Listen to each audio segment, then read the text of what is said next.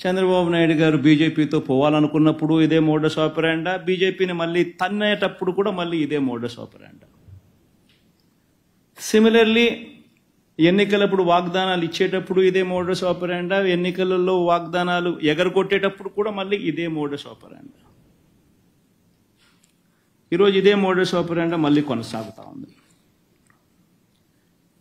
ఈరోజు మొట్టమొదటిసారిగా ఈ మధ్యకాలంలో చంద్రబాబు నాయుడు గారు ఈ మోడస్ ఆపరాండాను ఇంప్లిమెంట్ చేస్తూ తాను ఈ మధ్యకాలంలో తాను మొదటి స్టోరీ ఈ మధ్యకాలంలో మనందరికీ కూడా బాగా పరిచయం చేసిన స్టోరీ. రాష్ట్రం ఆర్థికంగా ధ్వంసం అయిపోతా ఉంది అన్న స్టోరీ.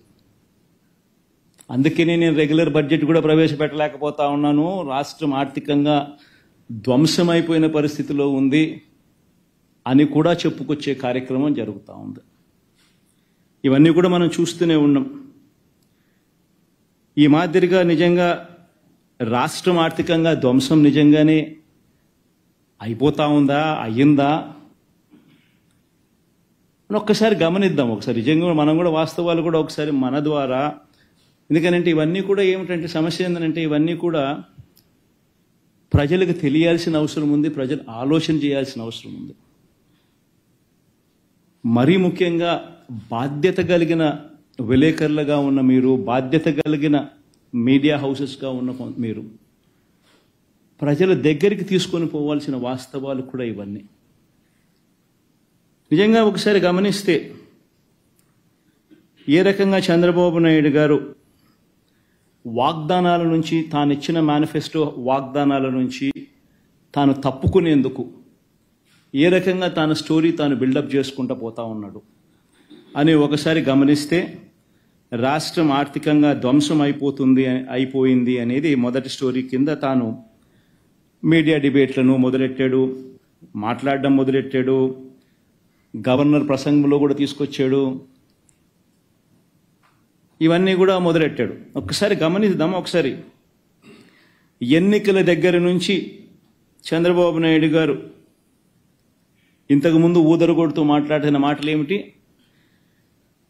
చంద్రబాబు తన మీడియా ఇద్దరు కలిసి రాష్ట్రంలో అప్పులు 14 లక్షల కోట్ల రూపాయల అప్పులు అని చెప్పి ఫస్ట్ ఊదరగొట్టారు. మీకు అందరికీ గుర్తుండే ఉంటుంది. మొత్తం అప్పులు ఏకంగా 14 లక్షల కోట్లు ఉన్నట్టు విపరీతమైన ప్రచారం చేసుకుంటూ వచ్చారు.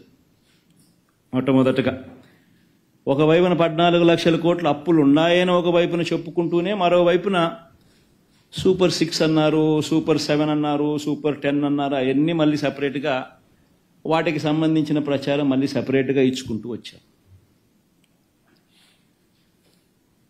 చివరికి చంద్రబాబు నాయుడు ముఖ్యమంత్రి అయినాడు.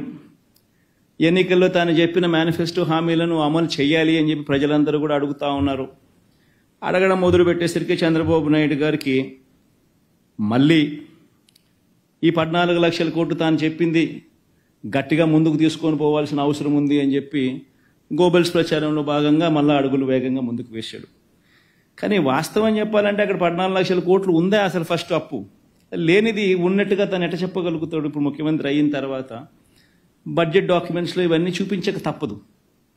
కాబట్టి చూపించలేని పరిస్థితి వచ్చేసరికి చంద్రబాబు నాయుడు గారు పడరాని పాటలనే పడతా ఉన్నాడు. ఇప్పటికే అధికారులను 2 సార్లు రివ్యూ అన్నాడు, అధికారులను ట్రాన్స్ఫర్లు అన్నాడు, రివ్యూ మీటింగ్స్ అన్నాడు, రకరకాల పద్ధతుల్లో చేసుకుంటూ వచ్చి చివరికి గవర్నర్ గారి ప్రసంగానికి వచ్చేసరికి 14 లక్షల కోట్లు కాస్త 10 లక్షలకు తగ్గించాడు.